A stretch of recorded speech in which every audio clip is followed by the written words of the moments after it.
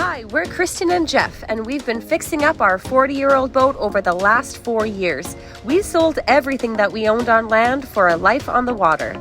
We've had our ups and downs, but we've finally set sail to the sun. Except most recently, we found ourselves stationed on the beautiful Caribbean island of St. Martin to tackle the biggest boat project we've ever done, removal of the Teak deck on our Hallberg Rassy 352. And we're doing it ourselves. Follow along for every screw, every plank, and everything in between.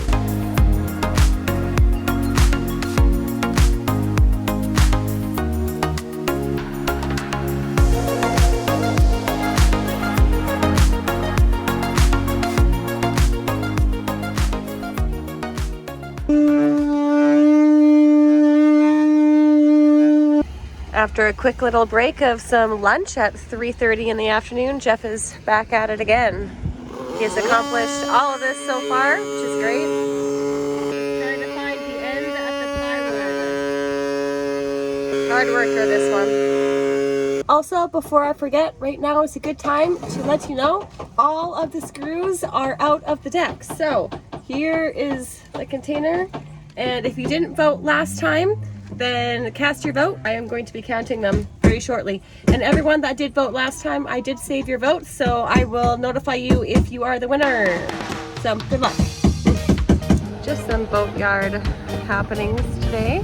Our neighbors are getting their engine lifted up. You can see that on the crane. Teamwork makes the dream work, and on this day we had some help from one of our friends to get the side deck ready for core replacement. There are just so many steps in this process, and since our friend has done it before, he offered to come over and help. Down below it sounds like the most massive swarm of killer bees. Super relaxing. Dinner tonight to fuel up my hard-working hubby is an Italian pasta bake with rotini pasta, hard-boiled egg, pancetta, a bolognese sauce, mixed vegetable, and cheeses, a mix of mozza and Emmental. Gotta work with what we have here in France versus Italy, but it looks delicious. So we're just a little bit stressed. As you can see, we are tarped off best we can for the moment, and we've been having rain squalls all day long. And so that's really fun. We found this random piece of tarping over in the free section at the marina here, so we're using that to try to stop the wind-driven rain to come in here. We have a tarp over here. Nothing is really working too well. I'm gonna come over here very slowly because the deck is incredibly slippery. We have some holes up here, so that's working for now. And we have like a little windbreak on this side. And yeah. Not ideal. We're supposed to be getting a lot more rain coming up. So let me show you inside because it's raining inside too. And this is a very happy captain. Not. I was doing laundry this morning at the laundromat, so I still have everything out. It's pretty dark down here because everything is closed up. My food cupboard over here is a disaster. Doesn't look like there's any rain coming down in here though. Let's take another look just in case. No, it's just incredibly filthy. Boat life. But I don't see any water coming down in here, which is really good. But there is water coming down in the electrical cabinet from a hole up there somewhere. And also in here. It's really, really wet, and oh, I need to change that water bowl. We just put a little zap strap through the hole to help direct it to go into the bowl. Wow, this is like the third bowl full that we've done. Awesome. Good morning. Today is a little bit scary. And this is why. We have unattached one of the shrouds. It's just dangling now. And we're doing this because we are going to template out a kind of like a, what's it called? Like a deck plate to raise this up. Yeah. So that once we do all of the fiberglassing and everything on deck, we'll have this like extra little platform and so that they will be risen up off the deck so that there will be no water that can go down into them because it's up higher on a platform. So in order to get the right shape for it, we have to template it out. So that means taking all this apart. Jeff is going to be just securing this shroud, putting a little bit of pressure on it, tying it there, and then I think the rope you were going to put it underneath the boat and then attach it over on the other side under some tension with a winch or something, just to provide a little bit extra support. We are having a little bit of wind and I'm a little bit scared, but we're only doing one at a time, so it should be just fine.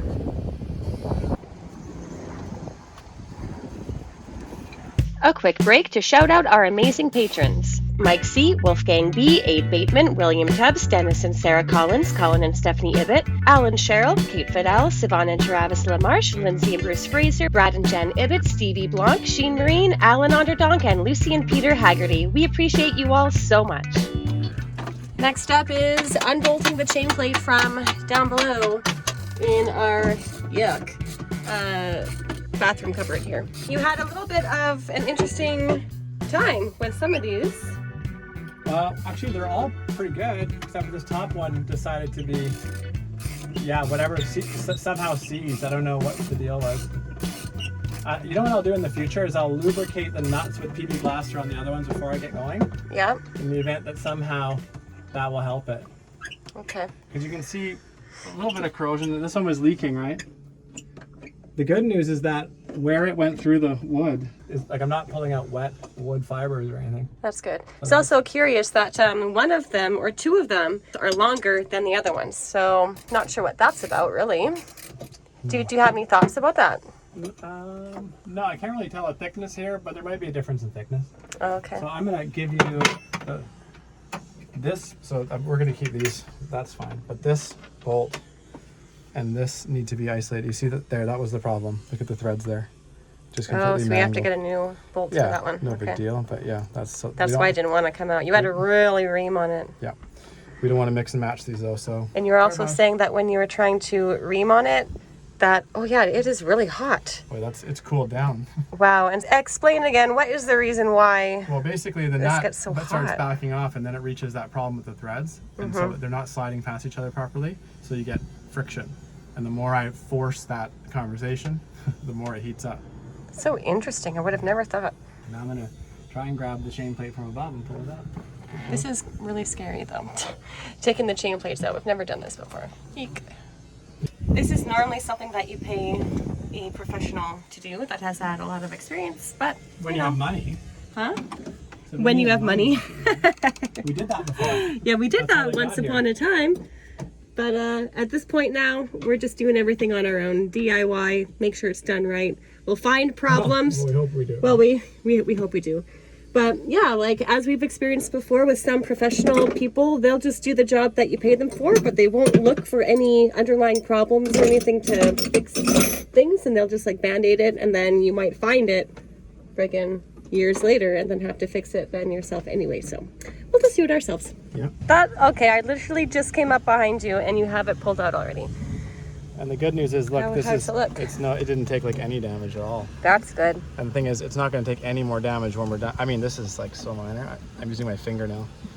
I can barely even feel anything. And that's just dirt. That was nice. That was the inside. And so the good news, I guess, at least on this one, is that the water that was coming down was just flowing down to the bolt heads, and then would rust out the bolt head. But yeah. I'm going to check the wood now and down there and see. But that was the first thing. This gap in between is the part with the least amount of oxygen. Yeah. Right there. Mm-hmm. And I'm going to clean it up in a minute. We'll take another shot, but that's good news. This makes me feel a little bit more positive. That's what we were most apprehensive about was, yes, did we spend money and then not get anything for it? And the answer is no, because we've had the leaky tiki ever since. These are oversized chain plates. Do you remember this size? Our boat, I'm not going to say it's famous, but one of Hallberg's things was that you could hang this boat from its chain plates. Yeah. To try and stress how they were oversized. Yeah. But then when the rigger had them out, he's like, well, do you want to go up one size? And I'm like, yep. Yeah. Why not? Bigger is better. And they polished them to this mirror finish here. This is what we've lost here a little bit. I mean, again, I'm not really trying too hard here, but yeah, there you go. You can see. Like, yeah, it just needs to be buffed. Didn't really lose anything. So that's sweet. Woo-hoo-hoo. Now that's a win for the afternoon so far. So now I just have to excavate this. Yeah. I am once again doing some editing down below. Wow, look at that. Don't miss this video. I'll post the link right here up at the top. And Jeff just summoned me. He said, babe, come out here. I'm doing some stuff on deck. You gotta document this. What a nice guy. So let's go see what he has done. Show us the people what you've done here, my dear. All them, the people. Okay, let's do a reconstruction. Okay. So this is the core material. So that was like that, and this goes on here. That's how it was. Right. Okay.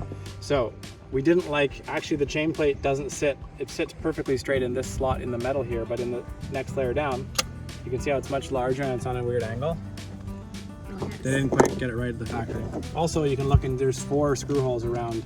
So 2 in each corner. There's supposed to be 1. So someone, when they're installing it for the first time, they made a mistake. And I guess they probably flipped the plate around, was the theory. And so now this skin around this one has the 4 holes. So, and if you look in that slot from first appearance, it looks pretty damn ugly in there. It's too dark. It's got sealant and you can't tell the condition. So we pulled the skin off. Take a look. Here's the skin removed. And there's the core. The core actually is in decent shape. You can see the black sealant on here, etc. It looks really broken down, but actually it's not too bad.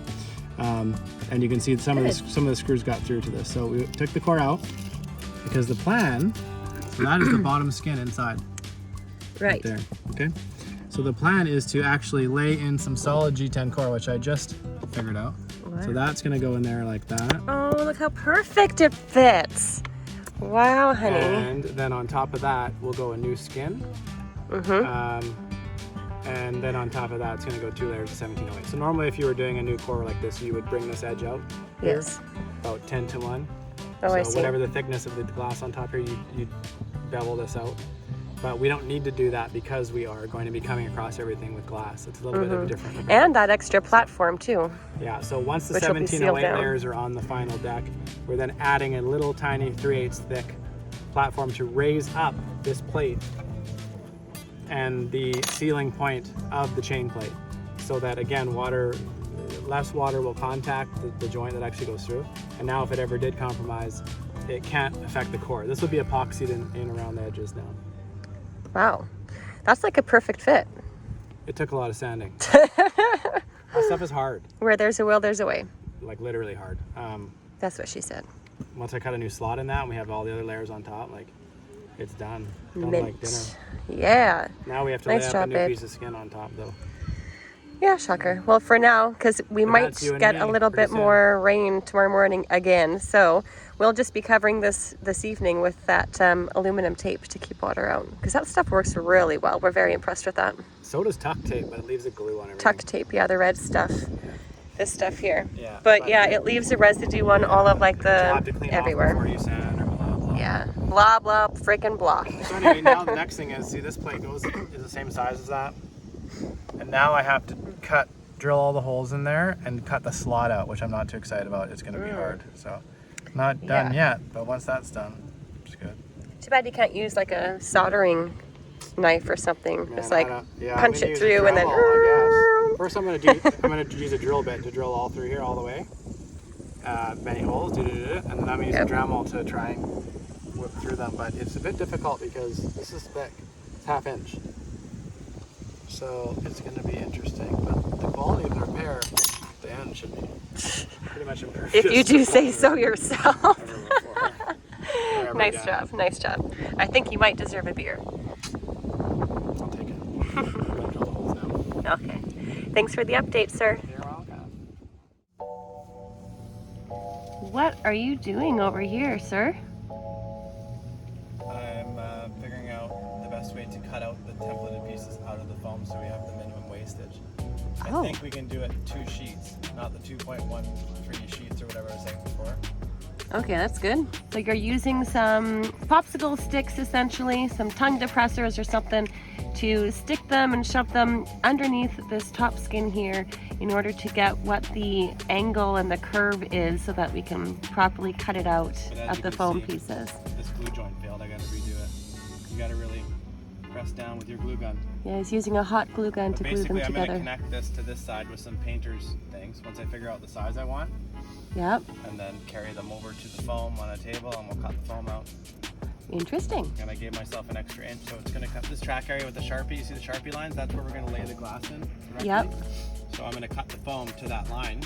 But I'm actually going to cut the foam over that line so that we can trim it back exactly to this line after we've shoved it all in here. Cool.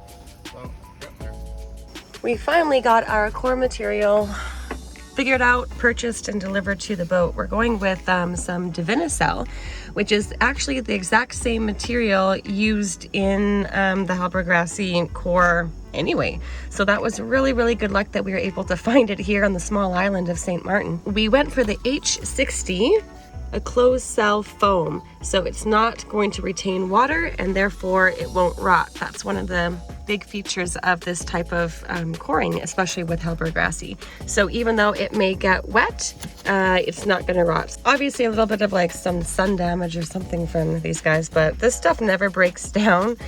So a little bit of discoloration is just fine with us. I believe we got each sheet for about $100 US or something. And we're thinking that we'll have to use about 2 sheets per side. So not too bad, all things considered. It was a real struggle trying to figure out what type of material we were going to be using for the core. Originally, we wanted the Divinycell, and then they didn't have the type that we wanted. Originally, we wanted H80 or H100, but that's kind of overkill. We weren't able to find those anywhere, even though some of the stores here said that they had stock, but when you actually go and look in the warehouse, it's nowhere to be found. So that was fun.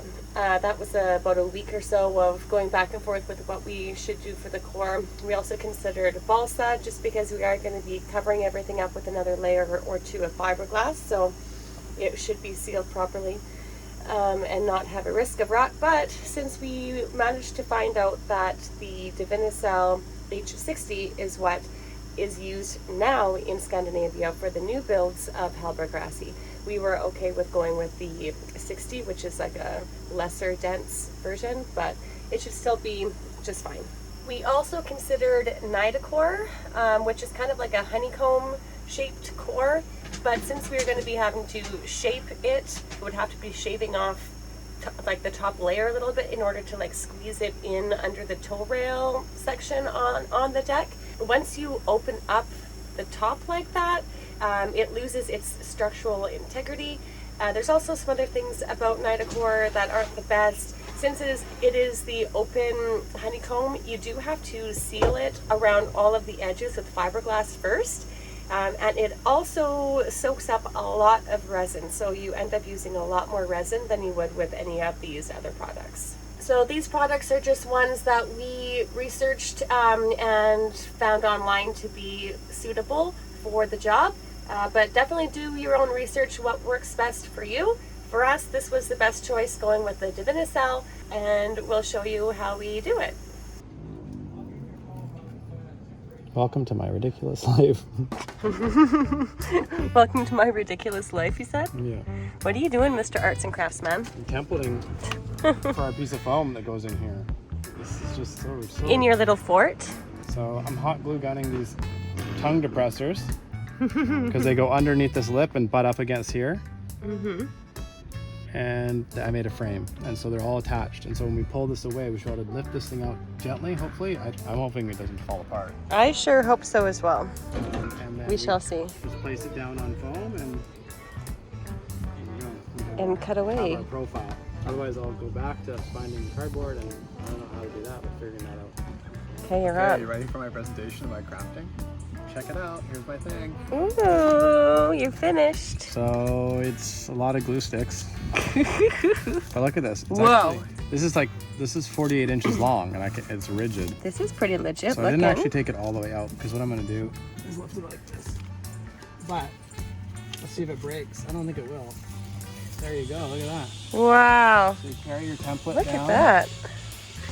We go take that on our foam, put that down there, and we trace from stick to stick at the end there. From stick to stick. And we end up having that contour perfectly, and then we're not wasting our $100 foam. We can reuse these stir sticks later for doing the polyester fiberglassing.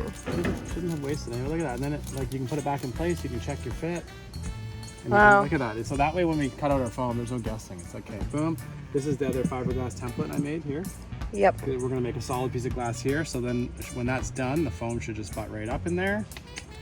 Wow, this Box is it going like together. really quick. The other side's gonna go so fast. Well, what we've learned, I know, no kidding. Way Thank goodness faster. it better, because we are running out of time here Yeah, it's in St. we're Martin. pushing it as it is. It's getting hot and we still have a lot of stuff to do.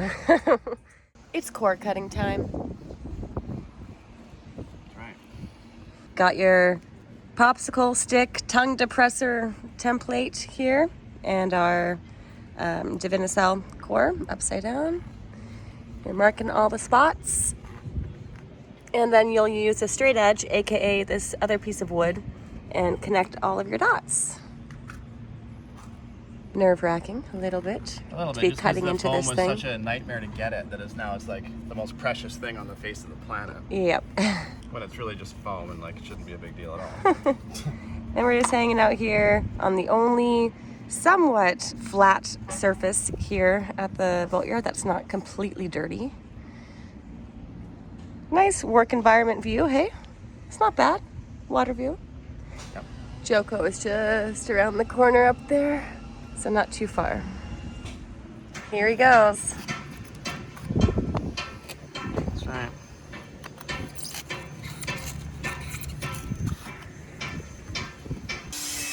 Back up on the boat, and do they fit?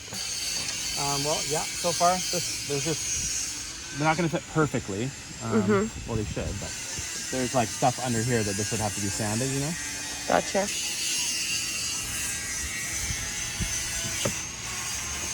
I can't get it. I mean, I had to sand it down. You can't put it all the way underneath because it's too thick on that side, because it underneath here it tapers down, goes thinner, so you have to shave off the top of it. Little modifications needed, no biggie. It's just because this leading edge is narrower than ½ inch up in here, so. Yeah. And this, Trying to explain that, but that's a much easier way of saying it. and then this just has to go that way. You're in a wind tunnel right now. Ah! Dinner time. I'll put the ingredients here on the screen. It's kind of dark. Let me show you my bowl. Oh yes. Yeah. And I'll, again, put all of the ingredients on the screen for you to make it heavy. Gotta fuel us up for more work. Woo! This video is getting mighty long, so join us next time as we complete the foam core installation. Doesn't it look nice? And stick around for fiberglassing with Kristen. That's sure to be interesting. We continue work on our DIY custom fiberglass pieces and start crossing tasks off the list. More fiberglassing, we make the chainplate platforms, and even more fiberglassing, getting ready to lace them down on deck. See you in the next one.